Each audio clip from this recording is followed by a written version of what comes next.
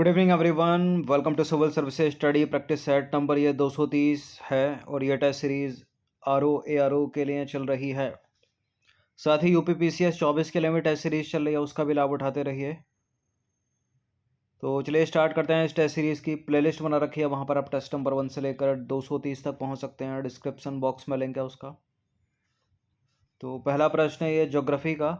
सुंदरवन के संदर्भ में निम्नलिखित कथनों पर विचार कीजिए। बंगाल की खाड़ी में गंगा, ब्रह्मपुत्र और मेघना नदियों के डेल्टा पर स्थित जो सुंदरवन है वो विश्व का सबसे बड़ा मैंग्रोव वन क्षेत्र है। न केवल भारत, न केवल एशिया, बल्कि विश्व का सबसे बड़ा मैंग्रोव वन क्षेत्र है। और सुंदरवन को वर्ष 1987 में यूनेस्को विश्व धरोहर स्थल के रूप में नामित किया गया था। कौन सा इसमें सही है?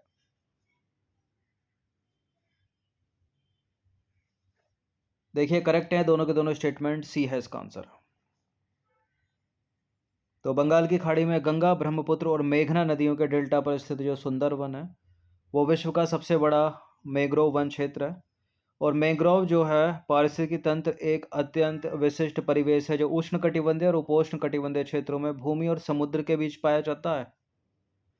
देखिए सुंदरवन जो है वो जीवों के कई समूहों का प्राकृतिक आवास है और जीव प्रजातियों की एक बड़ी संख्या आहार के लिए, प्रजनन के लिए और आश्रय के लिए इस पारिस्थितिक तंत्र पर निर्भर करती है। यह जो खारा जल है या यहाँ का खारा जल मगरमच्छ, water monitoring lizard, Ganga dolphin, olive Ridley कछुए जैसी कई दुर्लभ और विश्व स्तर पर संकटग्रस्त प्रजातियों वन्यजीव प्रजातियों का घर है। सुंदरवन का जो 40% भाग है वो भारत में है। शेष जो भाग है कितना बचा, 60%, वो बांग्लादेश में है। जो सुंदरवन भारत में है उसको वर्ष 1987 में, जो सुंदरवन बांग्लादेश में है उसको वर्ष 1997 में, यानी 10 वर्ष के गैप में यूनेस्को विश्व धरोहर स्थल के रूप में नामित किया गया था।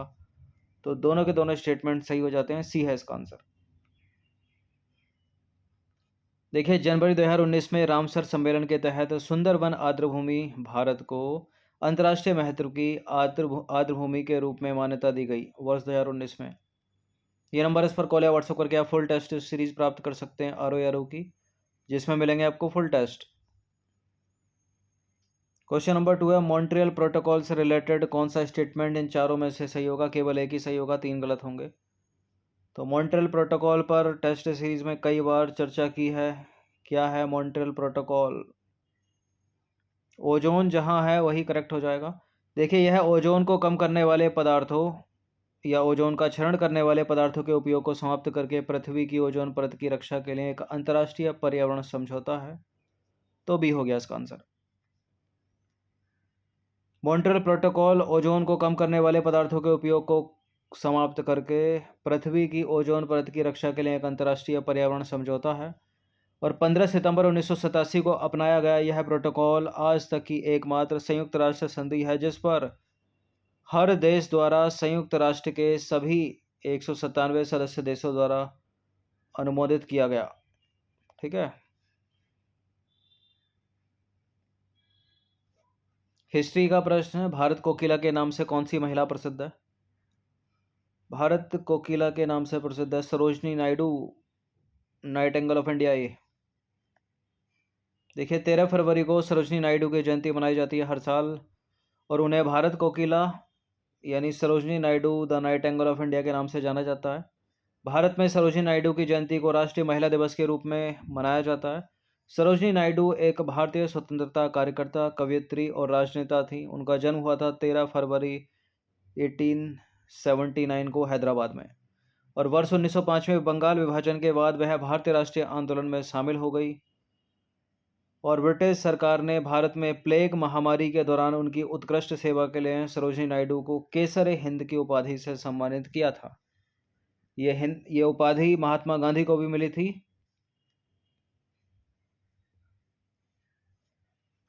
ये इंपॉर्टेंट है।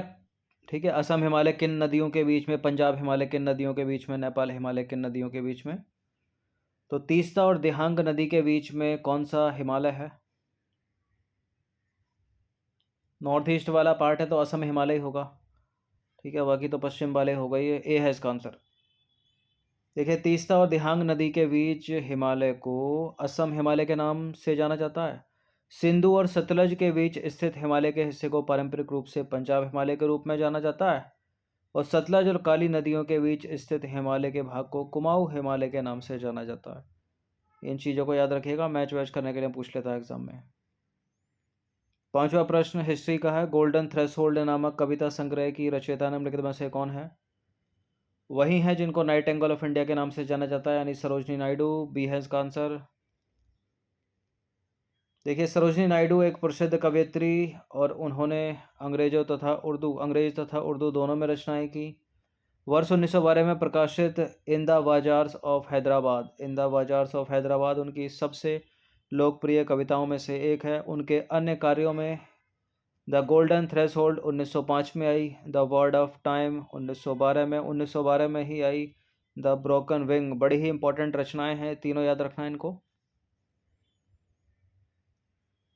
देखिए, सरोजनी नायडू जो थी वो महिलाओं के अधिकारों की प्रबल समर्थक थी और उन्होंने भारत में महिलाओं को सशक्त बनाने हेतु अथक प्रयास किया। वह अखिल भारतीय महिला सम्मेलन की सदस्य भी थी और उन्होंने भारत में महिलाओं की स्थिति में सुधार हेतु कार्य किया। नंबर 6 पर आ जाइए। ये मैच करने वाला प्रश्न है। सूची 1 को सूची 2 के साथ सम्मिलित कीजिए। सूची 1 में है अभिसमय और किस विषय से वो संबंधित है, और ये कूट है उसका। लंदन अभिसमय, हांगकांग अभिसमय, बेगानी अभिसमय, शिकागो अभिसमय। मैच कर दीजिए।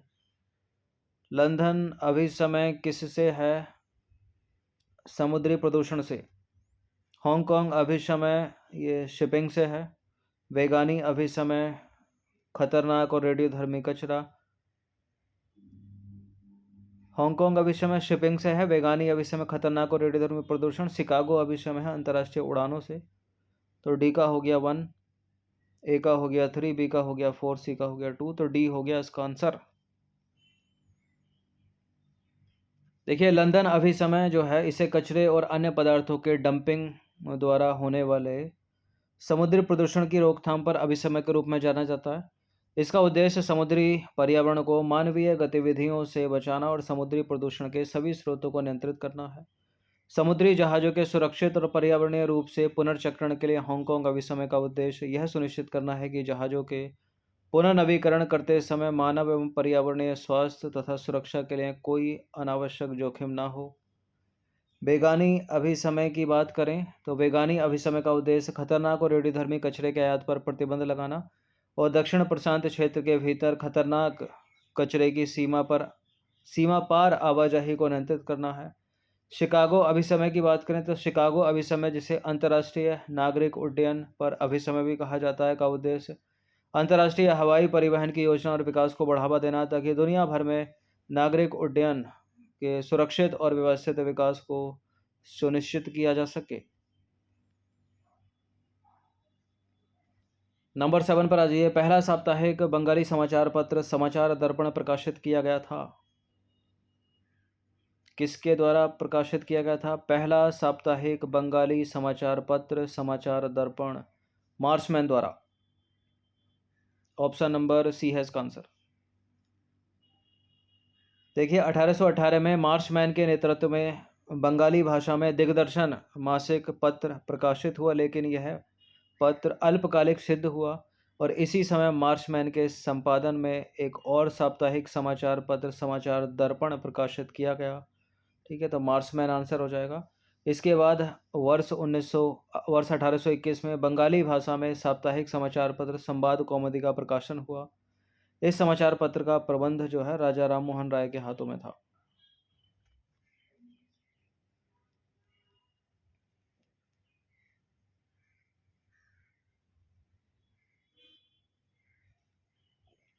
क्वेश्चन नंबर 8 पर आ जाइए।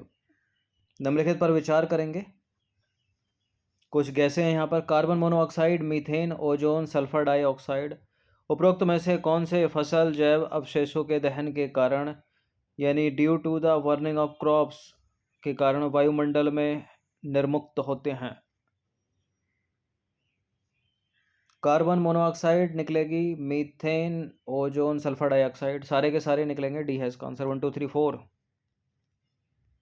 तो फसल अवशेष और वायु बर्निंग यानी जंगल की आग को carbon dioxide, carbon monoxide, methane, वाष्पशील कार्बनिक यौगिकों और नाइट्रोजन ऑक्साइड का एक प्रमुख स्रोत माना जाता है। धान की फसल के अवशेषों को जलाने से वातावरण में suspended particular matter SO2, NO2 और O3 निर्मुक्त होते हैं। तो सारे के सारे करेक्ट हैं, डी हो गया इसका आंसर।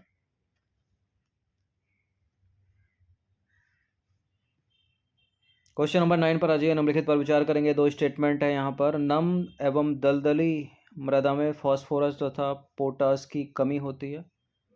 नम मृदा प्रायः धान की खेती के लिए उपयुक्त होती है। कमी होती है, अधिकता होती है, कमी होती है। करेक्ट है दोनों के दोनों स्टेटमेंट, सी है इसका आंसर। देखिए, नम एवं दलदली मृदा का निर्माण अत्यधिक आर्द्रता वाली दशाओं में बड़ी मात्रा में कार्बनिक तत्वों के जमाव के कारण होता है। नम एवं दलदली मृदा में फास्फोरस तथा पोटास की कमी होती है। तो पहला वाला करेक्ट हो गया।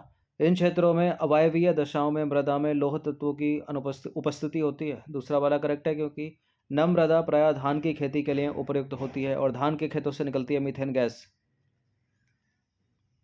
10वां प्रश्न है, भौगोलिक संकेतक या GI टैग का पंजीकरण कितने वर्ष की अवधि के लिए वैध होता है, बताइए। इस प्रश्न के ऊपर हमने टेस्ट सीरीज में चर्चा पहले भी की है। 10 वर्ष की अवधि तक के लिए वैध होता है, ये डी है आंसर। देखिए, भौगोलिक संकेतक का पंजीकरण केवल 10 वर्षों की अवधि के लिए वैध है। हालांकि इसे समय समय पर 10 वर्षों की आगे की अवधि के लिए नवीनीकृत किया जा सकता है। GI टैग जो है वो वस्तुओं के भौगोलिक संकेतक यानी पंजीकरण और संरक्षण अधिनियम 1999 के अनुसार जारी किए जाते हैं। और मंत्रालय कौन सा है? वाणिज्य एवं उद्योग मंत्रालय के उद्योग संवर्धन एवं आंतरिक व्यापार विभाग के तहत भौगोलिक संकेतक रजिस्ट्री द्वारा जारी किया जाता है ये GI टैग। ये करंट अफेयर्स का प्रश्न है 11। चंद्रयान 3 के बारे में निम्नलिखित कथनों पर विचार कीजिए। चंद्रयान 3 केवल एक लैंडर और रोवर लेकर गया है। जब रोवर वैज्ञानिक कार्यों को करने के लिए चंद्रमा की सतह के चारों ओर घूमेगा, लैंडर चंद्र मिट्टी की जांच करेगा और वायुमंडलीय प्रयोग करेगा। कौन सा करेक्ट है इसमें? चंद्रयान 1 जो गया था वो रोवर, लैंडर और ऑर्बिटर लेकर गया था। चंद्रयान 2 भी लैंडर और रोवर लेकर गया, ऑर्बिटर छोड़ गया। चंद्रयान 3 भी ऑर्बिटर छोड़ गया, लैंडर और रोवर लेकर गया है। करेक्ट है पहला स्टेटमेंट। और जो रोवर का काम किया है वैज्ञानिक कार्यों को करना और चंद्रमा की सतह पर घूमना, और लैंडर का काम क्या है? लैंडर जो है चंद्र मिट्टी की जांच करेगा, वायुमंडलीय प्रयोग करेगा।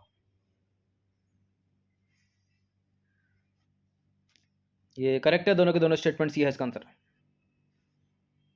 तो चंद्रयान 3 हाल ही में गया है 14 जुलाई को श्रीहरिकोटा, आंध्र प्रदेश, सतीश धवन स्पेस सेंटर। देखिए, चंद्रयान 3 मिशन केवल एक चंद्र लैंडर और रोवर लेकर गया है। करेक्ट है पहला स्टेटमेंट। जब लैंडर चंद्र मिट्टी की जांच करेगा और वायुमंडलीय प्रयोग करेगा तो रोवर जो है वो वैज्ञानिक कार्यों के लिए चंद्रमा की सतह के चारों ओर घूमेगा। तो करेक्ट है दोनों के दोनों स्टेटमेंट, सी है इसका आंसर। ठीक है, लैंडर चंद्र मिट्टी की जांच करेगा, वायुमंडलीय प्रयोग करेगा। लैंडर चंद्र मिट्टी की जांच करेगा, वायुमंडलीय प्रयोग करेगा। दोनों के दोनों सही हैं, सी है इसका आंसर। देखिए, इस मिशन में जो लॉन्च वाहन है मार्क 3 वो GEO, MEO, LEO के साथ चंद्रमा पर मिशनों में केवल एक विशिष्ट कक्षा के मुकाबले जाने में सक्षम है। GEO यानी जियो stationery equatorial orbit, MEO medium earth orbit और LEO लो अर्थ ऑर्बिट। करंट अफेयर्स का प्रश्न है, नाटो के संबंध में इनकरेक्ट स्टेटमेंट कौन सा है इसमें? नाटो की स्थापना 4 अप्रैल 1949 को की गई थी। यह जो संगठन है वो सामूहिक रूप से इसके सदस्य देशों को सैन्य सुरक्षा प्रदान करता है और वर्तमान में इस संगठन में 31 देश शामिल हैं और हाल ही में फिनलैंड ने इसकी सदस्यता छोड़ने का निर्णय लिया है।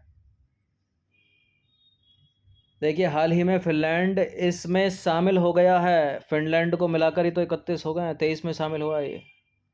तो इनकरेक्ट स्टेटमेंट है डी, और यही अपना आंसर होगा क्योंकि असत्य पूछा है। देखिए, नाटो उत्तरी अटलांटिक देशों में बसे देशों का एक सैन्य संगठन है जिसका पूरा नाम है नॉर्थ अटलांटिक ट्रीटी ऑर्गेनाइजेशन। 4 अप्रैल 1949 को हुई थी इसकी स्थापना और यह संगठन सामूहिक रूप से इसके सदस्य देशों को सैन्य सुरक्षा प्रदान करता है। वर्तमान में इस संगठन में 31 देश शामिल हैं विश्व के, इंक्लूडिंग फिनलैंड। और हाल ही में फिनलैंड वर्ष 2023 में नाटो का मेंबर बना है, ना कि इससे बाहर हुआ। गलत अड़ी। विश्व वन्य जीव दिवस 2023 की थीम क्या है? विश्व वन्य जीव दिवस 2023 की थीम क्या है? विश्व वन्य जीव दिवस 2023 की थीम है पहली, वन्य जीव संरक्षण के लिए साझेदारी। ए है इसका आंसर। देखिए, वन्य जीवों की सुरक्षा और संरक्षण के प्रति लोगों को जागरूक करने के लिए प्रत्येक वर्ष 3 मार्च को विश्व वन्य जीव दिवस मनाया जाता है और पहली बार वर्ष 2014 में यह दिवस मनाया गया था। वर्ष 2023 में इस दिवस की थीम या विषय क्या है? वन्य जीव संरक्षण के लिए साझेदारी। नंबर 14 पर आ जाइए। भारतीय भूवैज्ञानिक सर्वेक्षण यानी geological survey of India GSI का मुख्यालय कहाँ पर है? जियोलॉजिकल सर्वे ऑफ इंडिया का मुख्यालय है कलकत्ता में। डी है इसका आंसर। देखिए, वर्तमान में भारतीय भूवैज्ञानिक सर्वेक्षण यानी geological survey of India Khan मंत्रालय से संबद्ध कार्यालय है। इसकी स्थापना 1851 में मुख्य रूप से रेलवे के लिए कोयला भंडार खोजने हेतु की गई थी। काफ़ी साल हो गए। इसका मुख्यालय है कोलकाता में और 6 इसके क्षेत्रीय कार्यालय हैं। कहाँ कहाँ पर? लखनऊ में, जयपुर में, नागपुर में, हैदराबाद में, शिलोंग में और कलकत्ता में भी इसका एक क्षेत्रीय कार्यालय है और कलकत्ता में ही इसका मुख्यालय भी है। 15वां प्रश्न है इंडियन पॉलिटी का, 2 स्टेटमेंट वाला। भारत के संविधान की 7वीं अनुसूची के तहत पुलिस और सार्वजनिक व्यवस्था केंद्र सूची के विषय हैं। मानव अधिकारों की सुरक्षा सुनिश्चित करना प्राथमिक रूप से संबंधित राज्य सरकार का उत्तरदायित्व। कौन सा सही है? भारत के संविधान की 7वीं अनुसूची के अनुसार पुलिस और सार्वजनिक व्यवस्था, कई बार बताया भाई, राज्य सूची का विषय है। गलत है पहला स्टेटमेंट, दूसरा वाला सही है केवल। देखिए, भारत के संविधान की 7वीं अनुसूची के अनुसार पुलिस और सार्वजनिक व्यवस्था राज्य सूची के विषय हैं। मानव अधिकारों की सुरक्षा सुनिश्चित करना प्राथमिक रूप से संबंधित राज्य सरकार का उत्तरदायित्व है, तो दूसरा वाला करेक्ट है। क्वेश्चन नंबर 16 पर, यह भी इंडियन पॉलिटी का प्रश्न है, इंपॉर्टेंट है। निम्नलिखित में से किस संशोधन के तहत 10वीं अनुसूची जोड़ी गई? मतलब दल बदल संबंधी प्रावधान। 52वां संशोधन 1985। देखिए, 52वें संशोधन 1985 में 10वीं अनुसूची जोड़ी गई जिसमें वह प्रक्रिया निर्धारित की गई जिसके द्वारा विधायकों को दल बदल के आधार पर अयोग्य घोषित किया जा सकता है। पीठासीन अधिकारी दल बदल का मामला तभी उठा सकता है जब उसे सदन के किसी सदस्य की शिकायत प्राप्त हो। अंतिम निर्णय लेने से पहले उसे सदस्य को अपना स्पष्टीकरण प्रस्तुत करने का एक मौका देना होगा। ज्योग्राफी का प्रश्न है, अल नीनो के संदर्भ में निम्नलिखित में से कौन सा स्टेटमेंट सही है? 4 में से 3 गलत होंगे और केवल एक ही करेक्ट होगा। कौन सा है वो? अल नीनो के दौरान एशियाई जल क्षेत्र में सामान्य से अधिक वर्षा होती है। अल नीनो एक जलवायु पैटर्न है जो पूर्वी अटलांटिक महासागर में स्थित है। अल नीनो की घटनाएं 1 से 3 साल के बीच चल सकती हैं। अल नीनो महासागरीय सतह जल के असामान्य वार्मिंग का वर्णन करता है। देखिए, अल नीनो के दौरान एशियाई जल क्षेत्र में सामान्य से कम वर्षा होती है, सूखे की स्थिति पैदा करता है। ये गलत है पहला स्टेटमेंट। अल नीनो एक जलवायु पैटर्न है जो पूर्वी प्रशांत महासागर में स्थित, अटलांटिक में नहीं। और ला नीना जो है वो 1 से 3 साल तक रह सकता है, लेकिन ये तो 1 साल से कम ही रहता है, तो गलत है। और डी करेक्ट हो गया फिर तो। ठीक है, महासागरीय जल के तापमान को बढ़ा देता है ये, यानी असामान्य वार्मिंग का वर्णन करता है, तो डी ही सही हो गया इसका। देखिए, अल नीनो एक जलवायु पैटर्न है जो पूर्वी उष्णकटिबंधीय प्रशांत महासागर में सतह के पानी के असामान्य वार्मिंग का वर्णन करता है, तो डी करेक्ट हो गया। और जिसमें अटलांटिक था वो गलत हो गया। यह अल नीनो दक्षिणी यह अल नीनो दक्षिणी दोलन नामक एक बड़ी घटना का गर्म चरण है। ठीक है, ला नीना की जो घटनाएं हैं वो 1 से 3 साल के बीच चल सकती हैं, किंतु अल नीनो आमतौर पर 1 वर्ष से अधिक नहीं रहती, तो गलत हो गया सी वाला स्टेटमेंट। और अल नीनो के दौरान एशियाई जल क्षेत्रों में सामान्य से कम वर्षा होती है, अधिक नहीं होती, क्योंकि सूखे की स्थिति पैदा करता है ये। इंपॉर्टेंट प्रश्न है और इस प्रश्न का जो उत्तर है उससे बहुत सवाल बने एग्जाम में। निम्नलिखित में से किस अधिनियम के द्वारा पहली बार भारत में ब्रिटिश क्षेत्र की संवैधानिक स्थिति को दर्शाया गया? Charter act 1813, charter act 1833, regulating act 1773 या 1858 का अधिनियम? इसका आंसर चार्टर एक्ट है। कौन सा चार्टर? 1813 का चार्टर। ए है इसका आंसर। देखिए, चार्टर एक्ट 1813 के द्वारा पहली बार भारत में ब्रिटिश क्षेत्र की संवैधानिक स्थिति को दर्शाया गया। भारत में शिक्षा का प्रसार करने हेतु 1 लाख रुपए भी आवंटित किए गए। बड़ी इंपॉर्टेंट लाइन है, इससे कई बार प्रश्न बने एग्जाम में। ठीक है, भारत में शिक्षा के प्रसार हेतु 1 लाख रुपए आवंटित किए गए। आंसर क्या है? Charter act 1813। इस अधिनियम के द्वारा ईसाई मिशनरियों को भारत में अपने धर्म के प्रचार प्रसार करने की अनुमति दी गई। इस लाइन से भी कई बार एग्जाम में क्वेश्चन बना। इसका उत्तर भी क्या है? 1813 का चार्टर। अब है 20वां प्रश्न, अंतिम प्रश्न है ज्योग्राफी का। विश्व के सर्वाधिक महत्वपूर्ण मत्स्य क्षेत्र उन क्षेत्रों में पाए जाते हैं जहां गर्म और ठंडी वायु धाराएं मिलती हैं। गर्म और ठंडी महासागरीय धाराएं मिलती हैं। नदियां बड़ी मात्रा में ताजे पानी को समुद्र में बहाकर लाती हैं। महाद्वीपीय शेल्फ लहरदार है। ये प्रश्न वर्ष 2014 में या 13 में यूपीएससी सिविल सेवा में भी पूछा गया था। इसका उत्तर है गर्म और ठंडी महासागरीय धाराएं मिलती हैं, क्योंकि मछलियां हवा में तो उड़ती नहीं है, जल में ही रहती हैं। सी है इसका आंसर। देखिए, गर्म और ठंडी जलधाराओं के मिलने से जो प्लवक होते हैं, मतलब जो प्लैंकटन्स होते हैं, उनमें वृद्धि होती है। और जो प्लैंकटन्स होते हैं ना, बड़ा ही पसंदीदा भोजन होता है मछलियों का वो। ठीक है, तो ऐसे स्थानों पर मछलियां बहुतायत में पाई जाती हैं, क्योंकि प्लैंकटन जो है वो मछलियों का मुख्य आहार होता है। और जो न्यू फाउंडलैंड द्वीप है, वहाँ मछलियाँ पर्याप्त मात्रा में है। और हम चर्चा करेंगे विश्व के 5 प्रमुख मत्स्य क्षेत्रों की। कौन कौन से हैं वो? प्रशांत महासागर का उत्तर पूर्वी क्षेत्र, प्रशांत महासागर का ही उत्तर पूर्वी क्षेत्र, प्रशांत महासागर का उत्तर पश्चिमी क्षेत्र, प्रशांत महासागर का ही उत्तर पूर्वी क्षेत्र, अटलांटिक महासागर का उत्तर पश्चिमी क्षेत्र और अटलांटिक महासागर का ही उत्तर पूर्वी क्षेत्र, और दक्षिणी प्रशांत का पेरू तट। यहाँ पर जो है मछलियाँ पाई जाती हैं, मत्स्य क्षेत्र हैं बहुतायत में विश्व के। तो 20 प्रश्न बड़े इंपॉर्टेंट हैं। इन सभी टेस्ट की या फुल टेस्ट पीडीएफ सीरीज भी प्राप्त कर सकते हो। एक पीडीएफ में 140 प्रश्न है। वो मिलेगा आपको पेड टेलीग्राम ग्रुप में। 1 टाइम पेमेंट है 399 का, आप ज्वाइन कर सकते हो। सब्सक्राइब रखना सिविल सर्विसेज स्टडी चैनल को। धन्यवाद।